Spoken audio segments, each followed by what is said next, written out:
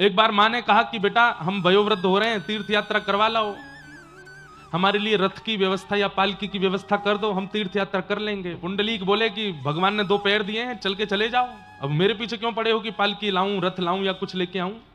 तो माता पिता बोले कि दुर्भाग्य से ऐसा पुत्र है, अब क्या कर सकते हैं, चले गए। यहां पुंडलीक के कुछ मित्र, एक मित्र बड़ा धनवान था, वो रथ लेकर के आया और अपने मित्र पुंडलीक से बोला, चलो मैं नया रथ लेके आया हूं, थोड़ा घूमने चलते हैं। पुंडलीक बोला, हाँ चलो। रथ में घूमते हुए जब जा रहे थे तो रास्ते में माता पिता दिखे पुंडलीक को, दोनों वयोवृद्ध बेचारे सामान लेके तीर्थ यात्रा पे जा रहे थे। तो पुंडलीक ने नजर और फेर ली कि कहीं इनको बैठाना ना पड़ जाए, ऐसा था। माता पिता के प्रति कोई श्रद्धा नहीं। थोड़ा आगे जाकर के एक आश्रम में रात्रि हो गई, तो वहां जाकर के पुंडलीक अपने मित्रों के साथ सो गए। प्यास लगी तो रात्रि में उठे और तभी क्या देखते हैं कि 3 अत्यंत सुंदर कन्या उस आश्रम में झाड़ू लगा रही हैं, और झाड़ू लगाते लगाते लगाते लगाते अचानक से वो अत्यंत सुंदरी, अत्यंत कुरूप हो गई।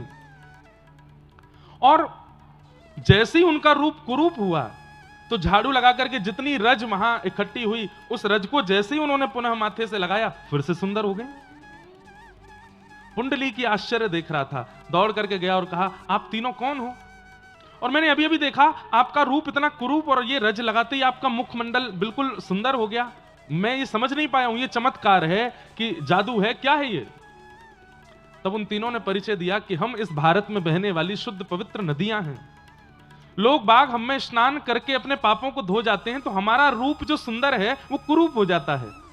तब अपने उस लोगों के जो पाप हमारे अंदर आए हैं उनको नष्ट करने के लिए हम भारतवर्ष के आश्रमों में जाते हैं, और वहां जाकर के गुरुजनों के, वयोवृद्धों के जो चरण रज है उसको अपने माथे से लगाते हैं, तो उससे हमारे जितना भी कुरूपता है, जितने भी लोगों के पाप भीतर आए, सब नष्ट हो जाते हैं। पुंडलीक बोला कि मतलब जीवन में चाहे जितने पाप किए हों, उन पापों का प्रायश्चित धाम जाने से, तीर्थ जाने से, नदी स्नान करने से तो होता है, ये रज लगाने से भी होता है।